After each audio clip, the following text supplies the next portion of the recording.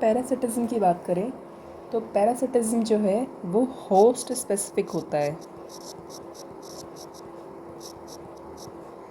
इसमें जैसे कि ये जो होस्ट और जो पैरासाइट हैं ये दोनों के दोनों आपस में को इवॉल्व करते हैं।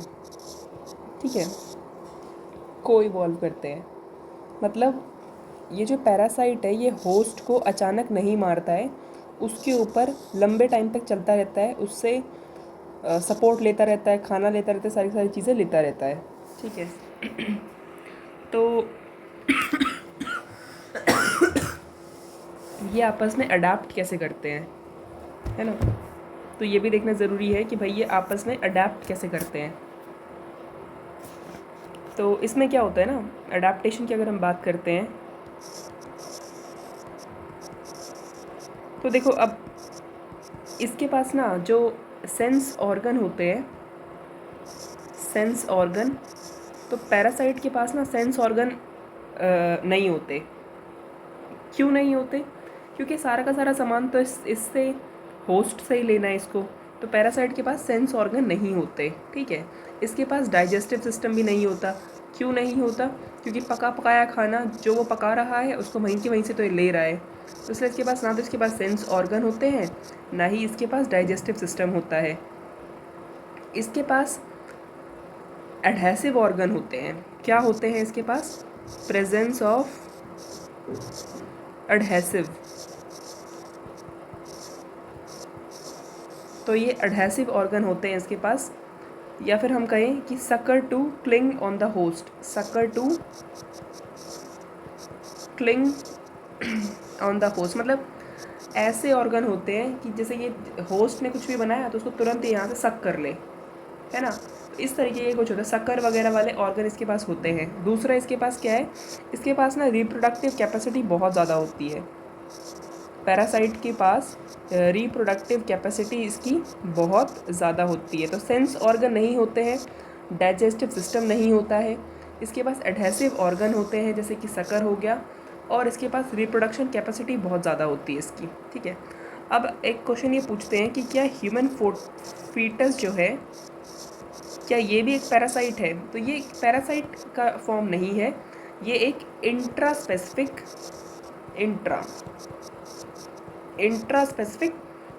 कॉपरेशन एक तरीके से, है ना। तो यह एक इंट्रा स्पेसिफिक कॉरपोरेशन का रूप है ह्यूमन फीटस, ये पैरासाइट नहीं है। ठीक है, अच्छा तो अब पैरासाइट के एग्जाम्पल क्या क्या होंगे ये हमें देखना पड़ेगा। तो ठीक है, हम पैरासाइट के एग्जाम्पल देखते हैं। पैरासिटिज्म के एग्जाम्पल, पहला होता है ह्यूमन लीवर फ्लूक। ठीक है, अब ह्यूमन लीवर फ्लूक ये क्या होता है ना, ये एक तरीके से एक कीड़ा जैसा होता है। ठीक है, और ये जो कीड़ा होता है ये हमारे लीवर को नुकसान करता है। अब ये जो कीड़ा होता है ये डिपेंड करता है स्नेल पे और फिश पे। ठीक है, तो जैसे ही स्नेल और फिश इन्फेक्ट होती है ना, उनको इन्फेक्शन होता है तो वहाँ से इनके इन्फेक्शन से इस पे फ़र्क पड़ता है लीवर फ्लूक वाले कीड़े पे, और ये फिर हमें नुकसान कर देता है। तो इनमें पैरासिटिज्म कैसे होता है, human liver fluke, snail and fish, इतना याद रखना है, human liver fluke, snail and fish. दूसरा होता है मलेरिया, तो मलेरिया का तो पता ही है, मलेरियल पैरासाइट बोलते हैं इसको, मलेरियल पैरासाइट। ठीक है ना, तो malarial parasite on and human के बीच में होता है। दूसरा ये हो गया, पहला क्या देखा हमने, ह्यूमन लीवर फ्लूक और मलेरिया पैरासाइट, ये देख लिया। ठीक है, तीसरा क्या देखेंगे हम लोग। ठीक है, अच्छा तो अभी एक ये पूछा जाता है कि क्या पैरासाइट जो है पैरासाइट अपने होस्ट को, पैरासाइट जो है वो अपने होस्ट को कैसे हार्म करता है ना, कैसे नुकसान पहुंचाता है। तो इसमें ये क्या करता है कि उसकी ना ये सर्वाइवल ग्रोथ को कम कर देता है। ठीक है, और उसके रिप्रोडक्शन को कम कर देता है। तो पैरासाइट जो है वो होस्ट की क्या क्या रिड्यूस करता है, ये उसका सर्वाइवल ग्रोथ एंड रिप्रोडक्शन को कम कर देता है, ठीक है ना। सर्वाइवल को, ग्रोथ को और रिप्रोडक्शन को कम कर देता है, ठीक है। इससे क्या होता है, उसकी पॉपुलेशन डेंसिटी को घटा देता है ये। भाई सर्वाइवल, पॉपुलेशन एंड रिप्रोडक्शन घटा दी, उसकी पॉपुलेशन डेंसिटी को ये घटा देता है, ठीक है। और ये जो ये होस्ट है ना, होस्ट, तीसरा पॉइंट ये है कि ये अपने होस्ट को बहुत ज़्यादा वल्नरेबल बना देता है प्रेडेशन के लिए, प्रेडेशन के लिए वल्नरेबल बना देता है। प्रेडेशन में तुरंत अटैक हो जाएगा इसके ऊपर, ठीक है। अच्छा जी, अब कुछ टाइप्स हैं तो अब हम कुछ टाइप देखते हैं। पहला टाइप है एक्टो, एक सेकंड, हाँ, एक्टो पैरासाइट। तो एक्टो पैरासाइट जो है ना, वो होस्ट के एक्सटर्नल सरफेस पे डिपेंड करता है, ठीक है। होस्ट के एक्सटर्नल सरफेस के ऊपर अटैक करता है। एग्जाम्पल क्या हो जाएगा इसका, एक्टो, एक्टो यानी एक्सटर्नल सरफेस, ठीक है। ये ई सी है ना, इसको ऐसे करके देख लेंगे तो इसका एग्जाम्पल हो जाएगा लाइस ऑन ह्यूमन। हमारा खून चूसती है ना, एक्सटर्नल सरफेस से ही चूसती है, ऐसा तो नहीं कि जू जो है वो हमारे शरीर के अंदर घुस जाती है, नहीं। टिक्स ऑन डॉग, तो ये भी कुत्तों के ऊपर जो कीड़े लगे हुए होते हैं वो बाहर बाहर से ही होते हैं, ठीक है। तीसरा है मेरीन फिश विद कॉपेपोड, ये भी बाहर बाहर से अटैक होता है। मेरीन फिश विद कॉपेपोड, ये भी बाहर बाहर से अटैक होता है ना। चौथा है कसकटा, तो कसकटा ऑन हेज प्लांट, ये भी बाहर बाहर से होता है।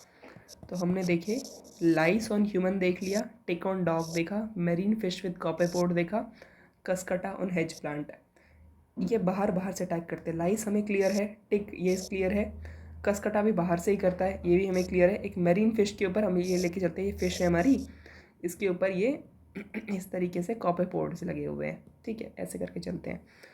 ओके, अब एक हमारा होता है, देखो ये कहते हैं कि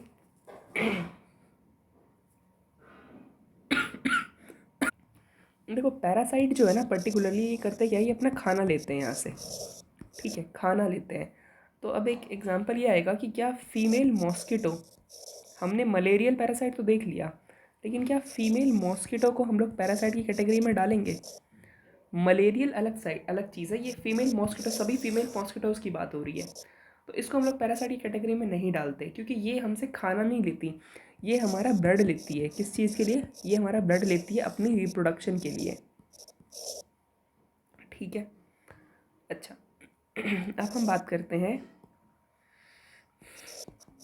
एंडो पैरासिटिज्म की। एंडो, एंडो यानी ये अंदर अटैक होगा इसमें, तो ये लीवर पे अटैक करेगा, किडनी पे, है ना, आरबीसी पे, लंग्स पे, इनसाइड ऑर्गन्स के ऊपर, ठीक है। थर्ड टाइप एक हम देखते हैं ब्रूड, ब्रूड पैरासिटिज्म, ठीक है, ब्रूड पैरासिटिज्म। तो ब्रूड पैरासिटिज्म में होता है एक एग एंड ब्रूड यानी एग एंड नेस्ट जैसा रिलेशन होता है। हालांकि इसको हम लोग ट्रू पैरासाइट की कैटेगरी में नहीं डालते। इसमें क्या होता है ना, जो कोयल है ना, कोयल, कुकू जैसे कहते हैं कि कुकू क्या है, ये कोयल है, कुकू कू ऐसे। तो ये ना कौवे के घोंसले में अपने अंडे रख के जाती है, ठीक है। तो अंडा, तो उन अंडों को कौवा सोचता है कि मेरे ही अंडे हैं और खुद के बच्चों की तरह इनकी पालना करता है, तो इसको पैरासिटिज्म के रूप में देख रहे हैं, बट हालांकि ये ब्रूड पैरासिटिज्म में है, एक्चुअल पैरासिटिज्म ये नहीं है। ओके, अब हम अगला देखते हैं।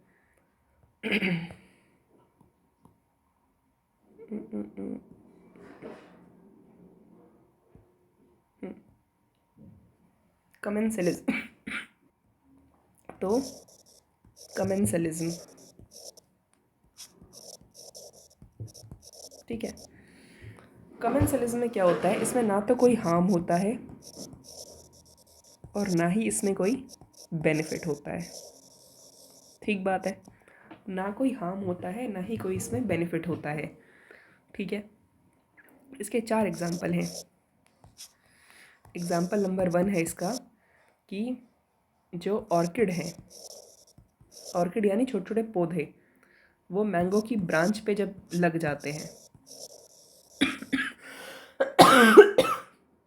जैसे मान के चलते हैं कि ये हमारे पास एक बड़ा सा पेड़ है, अरे क्या है, ये एक बड़ा सा पेड़ है आम का, इस पे छोटे छोटे इस तरीके से फूल लग जाना, कोई नुकसान थोड़ी ना है, लगे हुए नहीं होते पौधे, कई कई पेड़ों के ऊपर छोटे छोटे फूल लग जाते हैं। तो ऑर्किड ऑन मैंगो ब्रांच, ये कमेंसलिज्म होता है, इससे मैंगो के पेड़ को कोई नुकसान नहीं होता।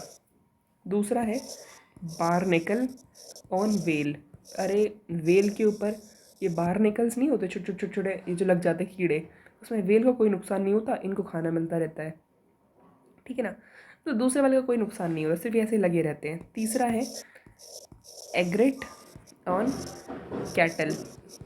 देखो एग्रेट क्या होता है ना, वो सफ़ेद रंग का वो पक्षी नहीं होता जो भैंस के ऊपर बैठा रहता है, इमेजिन करके देख, सफ़ेद पक्षी बैठा हुआ है भैंस के ऊपर, तो ये वो है ना, तो इसमें किसी का फ़ायदा है ना ही कोई नुकसान। तो ऑर्किड बैठा हुआ है ना, तो ऑर्किड को सिर्फ और सिर्फ ये इसमें सिर्फ और सिर्फ सपोर्ट का इस्तेमाल करते हैं बस, बाकी इनको कोई फ़ायदा नहीं हो रहा है। ये सपोर्ट ले रहा है, ये भी एक तरीके से सपोर्ट ले रहा है, बारनेकल बैठा हुआ है, एग्रेट कैटल पे बैठ जाता है, क्या क्या ही खाएगा, ठीक है ना। चौथा है सी एनीमोले, सी एनीमोने और एंड फिश, तो ये भी ऐसा ही एग्जाम्पल, सी एनीमोने एंड फिश, ठीक है। अब नेक्स्ट हम देखते हैं म्यूचुअलिज्म। तो ये 4 एग्जाम्पल देखिए हमने, orchid, mango branch, barnacle, whale, egret and cattle, sea anemone and fish.